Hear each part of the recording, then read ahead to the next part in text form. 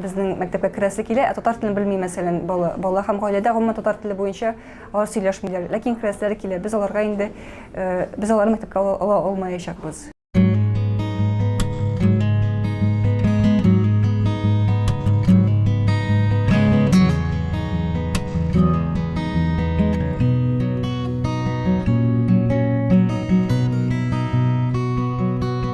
Баланың белән үтәчәк әңгәмә, турыдан-туры баланың укытуга мөнәсәбәте, укый аламы гомумән, нинди дәрәҗәдә, һәм икенчесе без гаилә белән үткәрәчәк, без тоже сөйләшү, гаилә белән әңгәмә, ягъни гаиләнең принциплары безнең принципларга каршы килмәгән чакта гына без бу гаиләне кабул итә алачакбыз үзебезнең мәктәпкә.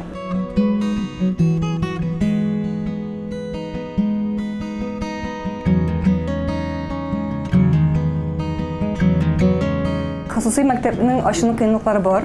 Һәм алар күбрәк канун, законга бәйле рәвештә бара, чөнки лицензия һәм аккредитация дигән әйберләр бар.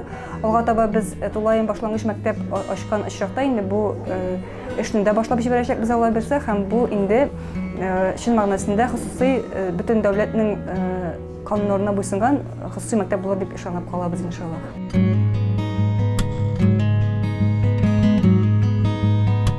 Минемчә, алга таба хосусый мәктәпләр үсәчәк. Мин белүемчә, быел Әлмәттә һәм Алабуга шәһәрендә дини-әхлакый 2 мәктәп ачылды.